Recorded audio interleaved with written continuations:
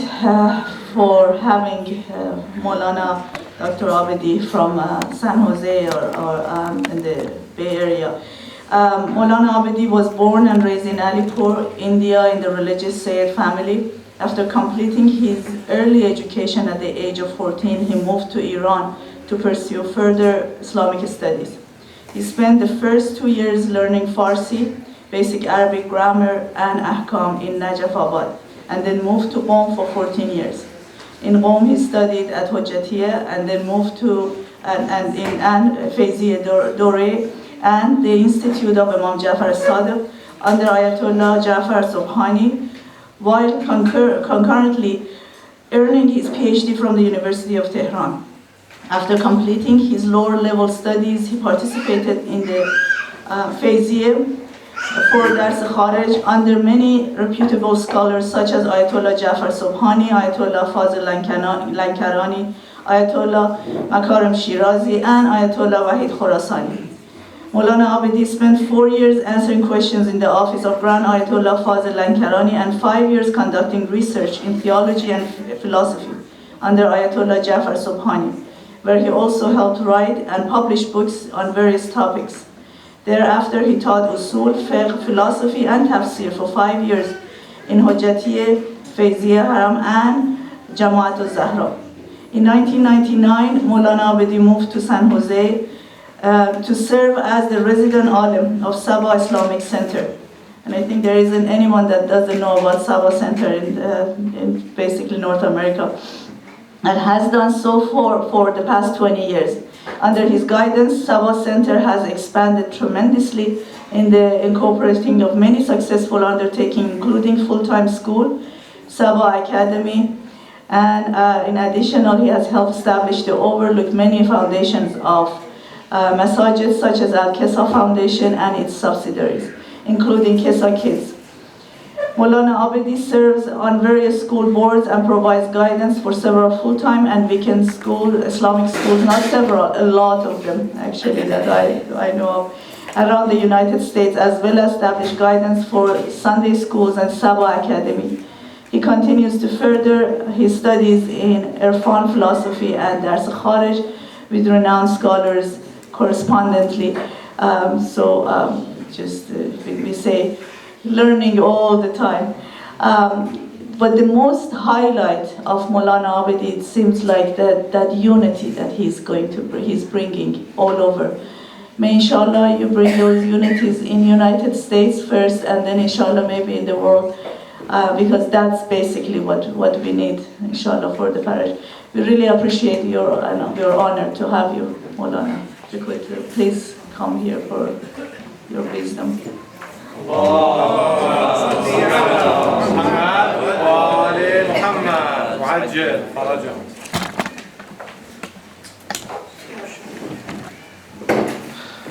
Assalamu alaikum wa rahmatullahi wa barakatuh. Assalamu alaikum. Alhamdulillah. A'udhu billahi minash shaitanir rajeem. Bismillahir rahmanir rahim.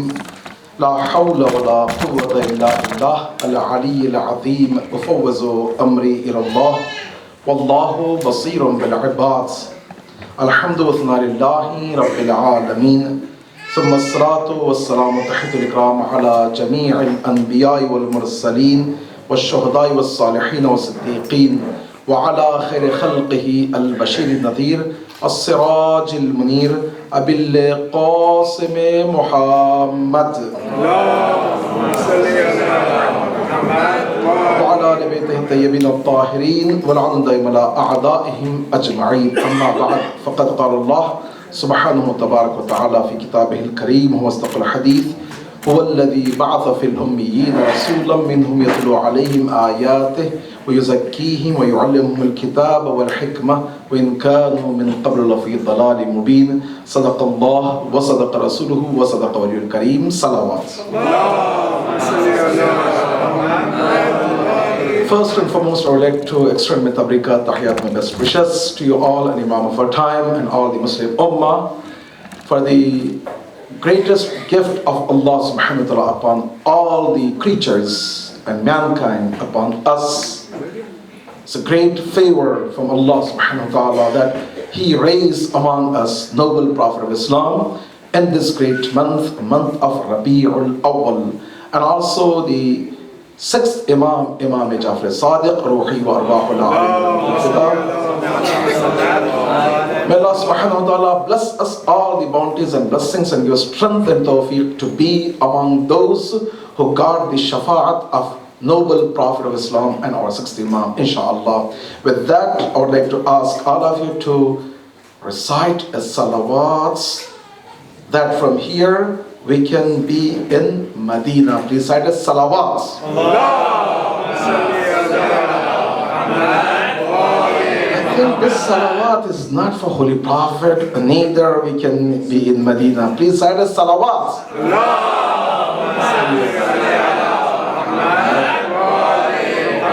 Alhamdulillah, brothers and sisters, it's my honor and sincerely, truly, it's my pleasure to be here, part of this great community.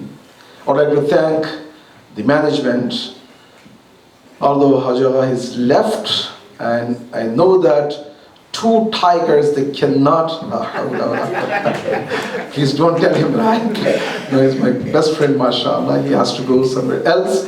And I would like to thank him and also Brother Merchant, Dr. Hussain, Sister Shahrbanu, Sharistani, and all the the board members, admin, teachers, and the community, you all, and parents, and our little children, mashallah, the future leaders. May Allah subhanahu wa ta'ala bless all of us. And I would like to thank all of you that you accepted me to be here in this very night, inshallah. Perhaps when history will be written about the Southern California or the Valley, inshallah, your name will be shiny stars in the history that you able to be part of a noble cause where inshallah we can see a great foundation for our future generations, right? With that, I would like to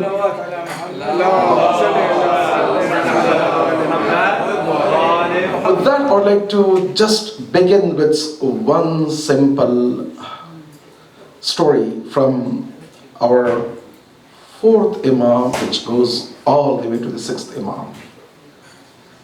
We know that when our fourth Imam, after the prison, he came to Karbala while he was going to Medina. Who was the first visitor of Imam Hussain to greet our fourth Imam? A trivia question, right? Who was the first visitor of Imam Hussain and he greeted Imam Sajjad? Please. Recited salawats. Jabir ibn Abdullah al-Ansari, the most trusted companion, and we know that he has access to the house of beloved Imam Amir al-Mu'mineen, to the point that he is the one who narrated the hadith qissa. From whom? Not from Holy Prophet, not from Imam Ali, not from Imam Hassan, not from Imam Hussain, not from Imam Sajjad, because he was the student for all of these great personalities. In fact, he narrated from whom? Fatimah Zahra, the noble lady of Islam. That's the level of trust he had in the eyes of beloved Imam Amir al-Mu'mineen. Allah subhanahu wa ta'ala blessed him to be first companion and first Za'ir of Imam Hussain. When he was in Karbala, Imam Sajjad arrives. Imam Sajjad, he greeted him. Both of them expressed their feelings. They cried. We talk and discuss in our majalis. But one thing, what happened is this: the change begins from that moment. When Jabir, he was complaining, Imam Sajjad, he said, "Oh Imam, oh Aqa, oh Mawla, in this whole globe, those who are followers of Haqq and truth are few handful." Imam Sajjad, he looked at him, said, "Oh Jabir, you're looking today, but I'm looking future." Inshallah, blessing of Allah subhanahu wa ta'ala is on the way. By the way, blessing will not be with miracles or any imaginations, with real, sincere, dedicated, devoted commitment towards our deen, right? So what happened? Imam Sajjad, upon the arrival in Medina, people there stop him even going to Masjid Nabi. Tariq al-Tabari, Ahl Sunnah books, narrates that for 6 years, Imam Sajjad was not permitted to enter to the Masjid Nabi to offer the prayer. Subhanallah. Just imagine that in that environment, Imam Sajjad, he used to spread the sajjada out of the masjids and he used to do sajda. What he did? His son, Imam Muhammad Baqir, he wants to go outside to play, 4-year-old. People, they used to stop their own children that you should not associate with Ibn al-Kafir, the son of Kafir. That's the mentality, right? But Imam said, what he did? Brothers and sisters, Imam Sajjad, he did not focus to the adult. Rather, what he did is, he knocks the doors of the people. Back then, there was no school system. There was no any education system. Imams, you have a 3-year-old, 4-year-old. Back then, the children, their liabilities for the parents because there was not much of activities. 10, 12, 15 kids in one home, right? So if someone can take care of the children, no problem, take. And Imam Sajjad used to collect all the 3, 4, 5-year-old children under the tree, shadow of the tree. He began to teach them. Started a great cause of schooling system. What happened? Less than 2 decades, when our 5th Imam, he was giving the school lectures, university level lectures. There were 6,000 companions, they used to come from across the world. And when our 6th Imam, he began to preach and teach, it was 18,000 people from around the globe. What happened? This was the result which our 4th Imam planted the seed. Brothers and sisters, I don't want to talk about the needs of the Islamic school. There is no need. Why? Because each and every one of us, we can see the true needs. If you don't feel the needs, yes, you need to talk and discuss. Ironically, what happens is, most of the time, we cannot comprehend. But Sheikh Mudarris, he mentioned that in America, the population of Muslims, what is the population of Muslims? You have any Google? Can you Google, please? Find out. I want to know what is the exact number of Muslims in America. Please, fast.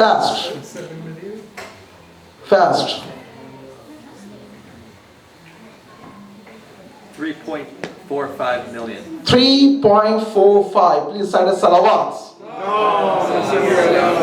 Brothers and sisters, please, if you pay attention, I want to land to good conclusion, right? 3.45, right? By the way, this number, you go to 1984. From 1984 till today, number fluctuates between 3.54 to 3.45. In 1984, it was 3.54, now 3.45, 100,000 less. It's a great, honest media. By the way, we share one thing with President, that fake media. We share, right? Baba, 1984, I'm sure that half of you guys, you're not here. I myself, I was not here. By the way, Ms. Shahistani, she mentioned that I'm here from 1999. No, I joined this community 2002. Maybe it was mistake. Thank you for giving a generous introduction. I don't deserve that. Thank you, Jazakallah. So anyhow, I was not there in 1984. Now, me, my wife, 5 kids, my 2 daughter-in-laws, and 3 grandsons. Don't ask my age, by the way. That's because I don't believe in nights, right? If you cut all the nights, and 20 plus is okay, no problem, right? Anyhow, none of these. What happened? Honest media? So we don't know the real number of Muslims. I don't want to talk and discuss, because Muslims, they believe that the number is anywhere between 15 to 18 million. By the way, ex-President Obama, Mr. Obama, President Obama, what he did is in 2011, when he was giving the lecture about the Eids, Eid al-Fitr, he mentioned one sentence, and later on, after a couple of hours, there is that. He said that 13 million Muslims in America, they live in peace and harmony and blah blah, all of that, right? And right away, after a couple of hours, there is that 13 million. There's millions of Muslims in America. So it is not by default, it's by design, engineering. I don't want to go in deep about that. So let's talk and discuss about the real Muslims, or Muslims, no, Shia. You have any number about Shia in America? I can give you just some hints. Iranian embassy said that close to 1.5 million Iranians, they live in America. Those who have a connection with embassy. Those who don't have any connection, that's we don't know, right? If you take 1.5 million, at least 1 million should be just Muslims, right? Even maybe practicing non-prayer, I don't want to talk about that, right? Afghan embassy, you go and ask them, they said close to 900,000 Afghanians, they live in America. Pakistan, the Iraqi embassy said 750 Iraqis. You take Iraqis 70% Shia, that's number, proportional. If you take Afghan 30% Shia, Iranian 80%, only these 3 countries, it should be close to 2 million, right? Forget about me, Indian people, Pakistanis, Lebanese, I don't know, Saudis, and the East African Khojas, and this and that. I don't want to talk about all of that, right?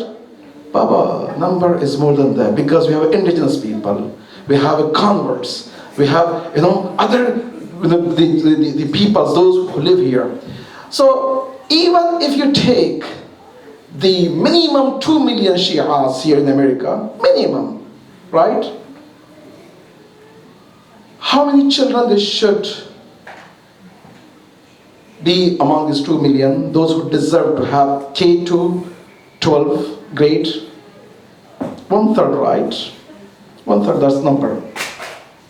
If you take 1/3, it's close to 700,000 children to 1 million children that deserve to get the Islamic studies.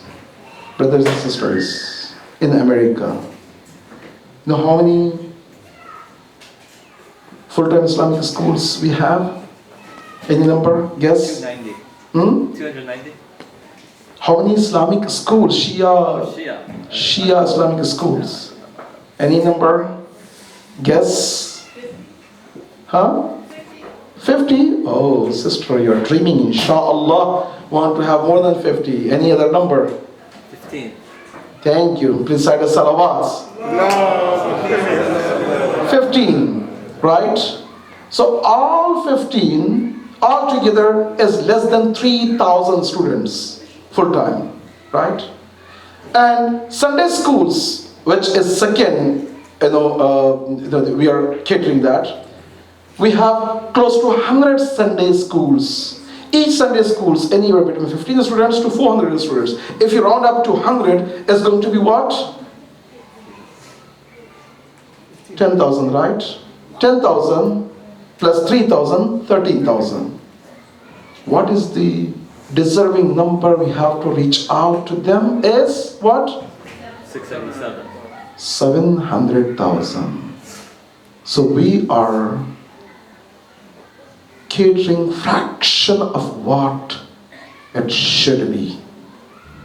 Make no mistake, Allah subhanahu wa ta'ala will ask us on the judgment day that if I'm here, it's by my choice. My children, they're not here, it's by my choice. That's why the hadith says, Sayati Zaman, there shall be a time on judgment day.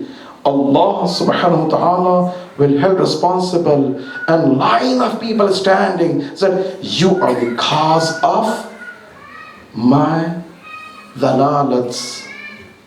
What I did? You took your children and family in a place where you failed to establish a good system, and the result was, it's not only one, your son, your daughter, their generations to come, they gone astray, and you are the responsible for that. Brothers and sisters, just think about this.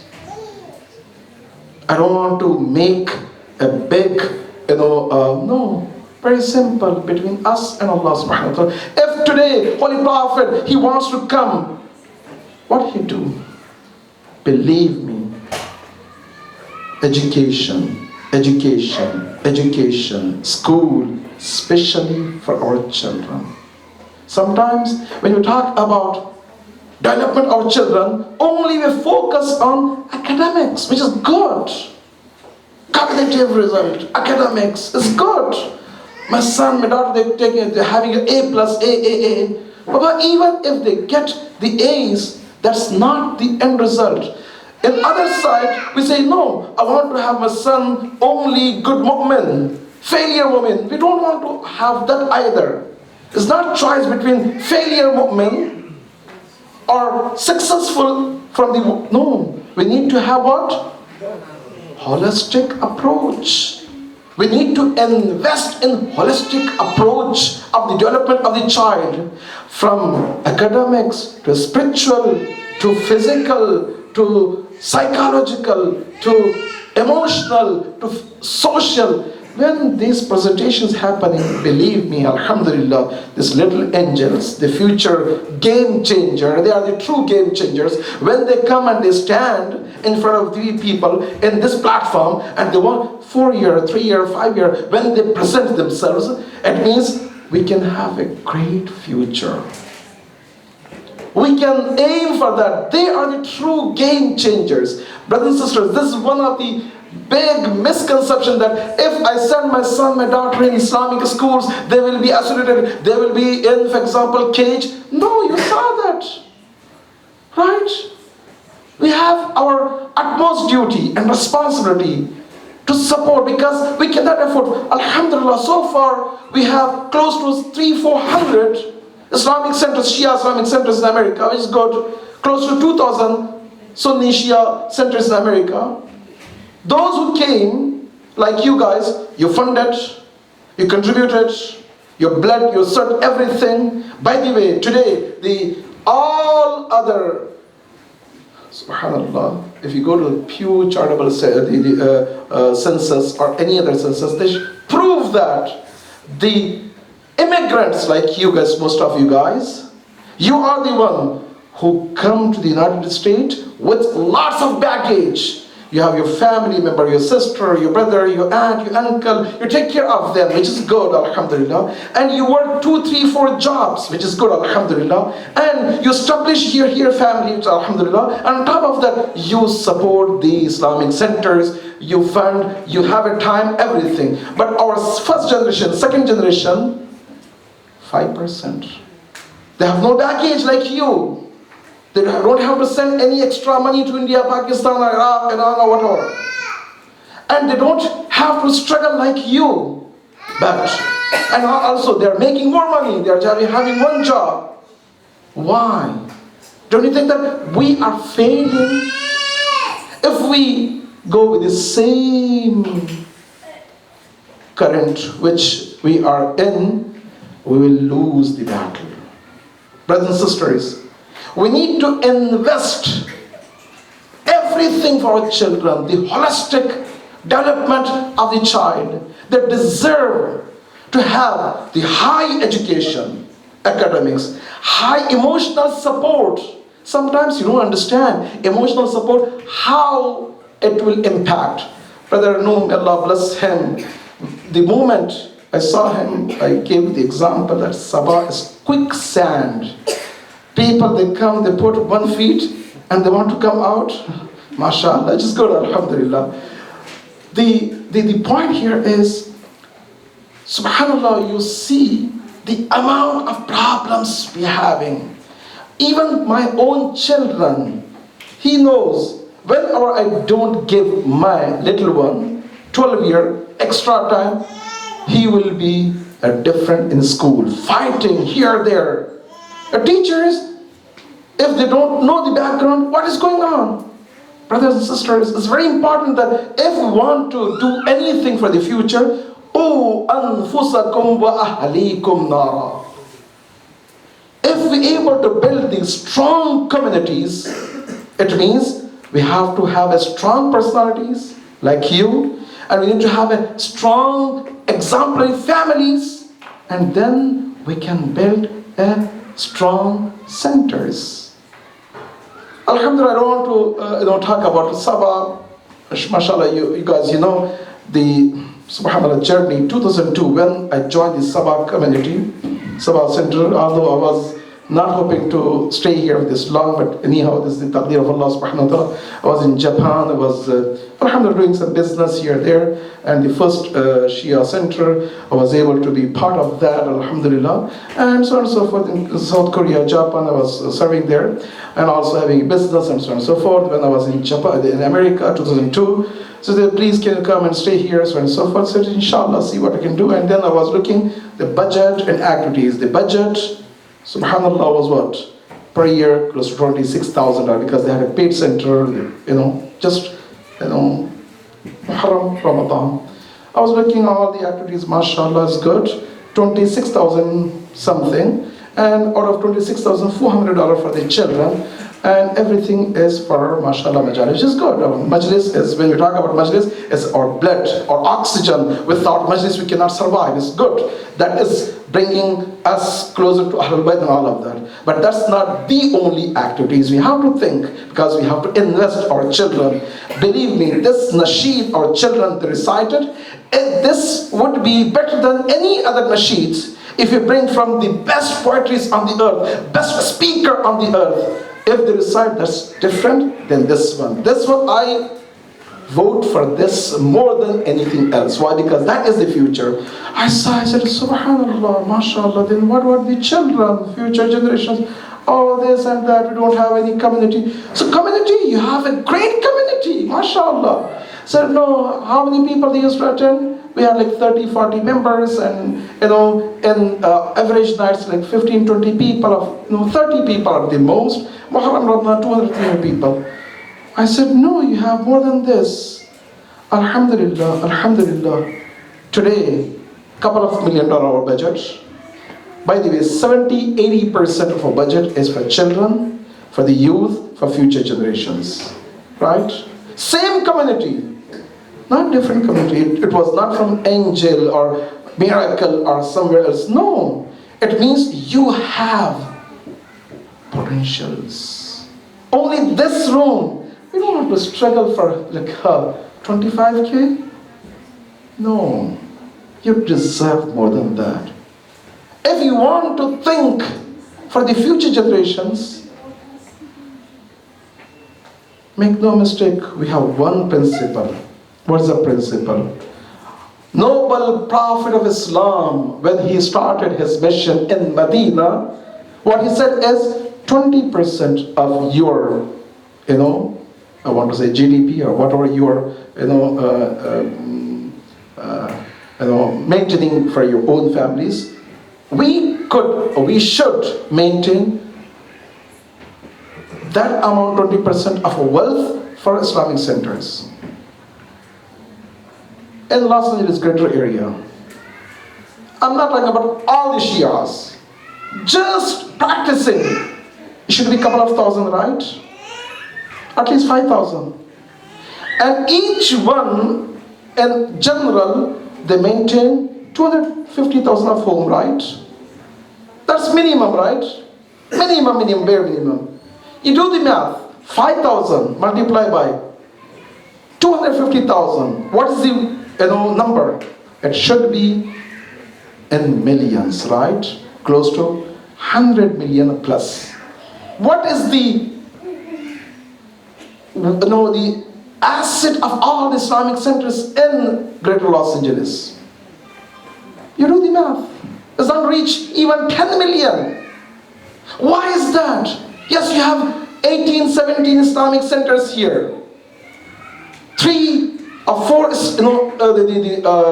schools, right? All the asset does not reach even 10 million. Why? Do you think that we cannot afford? No, we can. But you need to have a vision. You need to have a good planning. Unity. Brothers and sisters, in unity you don't understand the strength and power. Subhanallah, the unity. If I want to be, for example, if we go narrow down in even Urdu, so Urdu, Hyderabadi Urdu, Pakistani Urdu, Punjabi, Sindhi, I don't know, Khojas, non-Khojas, we can be in pieces. Right? Brother Noor, he gave a beautiful example that if you make pieces of oceans, it's going to be a drop. But if you make all these drops united, become ocean. A simple method. You don't need to be a genius to understand that. So here, in Simi Valley, right, in this part, you have, mashallah, Resalat Center. I would like to commend for giving this great platform and believing that this is a noble cause and they want to be part of this great noble cause. May Allah bless them. And you have Fatima Society and you have Masjid Rasul, right? 3. The unifying figure for all of you is a school, right? At least a school is unifying figure. You can invest. The future of the school should not be counted in tiny size. Just to imagine that, subhanallah, when you drive in this greater Los Angeles area, the strength, the power, the wealth among the Shia, I'm not talking about others. As on the judgment day, if Imam for time will ask Allah subhanahu wa ta'ala, what we have answer? I was not able to raise 25K? No, 25K is nothing. I don't want to even talk about that 25K tonight. Just imagine, take this point and go to home. That what is my duty? Where I have to invest? Sometimes we think about the number, they just disregard. No problem. No doubt about that. Yes, believe me, if someone tells you that there is a stock which can be 250% in 1 year, all of us will die to go and buy that. If not everything, all our capacity you want. Baba, we're talking about what? It's not 200 times, 300 times, 1 billion times, trillion times. بِغَيْرِ حِسَابٍ. Allah subhanahu wa ta'ala, this is the best place. Just imagine that when our 6th Imam was talking about schooling system, because we are celebrating his birthday, Aba Basir, he comes and he said, Ya Mawla, Ja'altu fidak, may Allah be sacrificed to you. I'm going to where? Kufa. What I should do? Imam said, go and build the school. Said, oh Imam, I don't have that much of money. Imam said, start whatever. Allah subhanahu wa ta'ala will help. When he was taking steps towards Kufa, our 6th Imam said, Allah subhanahu wa ta'ala is rewarding him for his intentions, even without his effort, his intention. He got the intention that I want to do that. So brothers and sisters, it's very important that if we put together our talent, we can optimize all our qualities and we can present a beautiful role model for the world. Yes, we deserve. And we have to believe that. Papa, isn't We believe that our Prophet is the Khairul Anbiya wal Mursaleen. Our deen is the best in Nadina and Islam. Our Imams are the best. And we have blessed to be among the Imam of Hujjah. And we are the companion of Imam of Hujjah. And if today Imam comes, we will be the part of that great noble cause. All of that, if we have the best religion, everything, then what we are looking for? Our school, we should not even struggle to have the number of our students are any money or this and that. We have to be pioneers, and we have to open the doors, and we have to serve to the communities, and we have to have this noble cause. Just go and see. Now, if Christians, they're able to survive couple of 100 years in America, is because first what they did is they opened the schools, and then churches. The number of churches in America, any old churches, is revolving around the school. Right? That's how they're able to survive. Now, Alhamdulillah, we did something for our centers, but if we're not investing for the children, for the camps, for the picnics, for having any recreational programs, anything, believe me, if we believe our 4th Imam, 5th Imam, 6th Imam, instead of giving the lectures among all the people, our 4th Imam choose to go to the children. That shows the vision, how we can change. The change cannot come from everywhere. Change has to come within ourselves. We need to believe that we have a great potential. So with that, brothers and sisters, Alhamdulillah, I know that if you are here for a reason, for a purpose, right? If Allah subhanahu wa ta'ala trusted you to show this path, this masjids, this fundraiser, in this beautiful month of Rabiul Awwal, Allah subhanahu wa ta'ala will ask what you did, what you come out of that opportunity. Because we have a hadith and riwayat,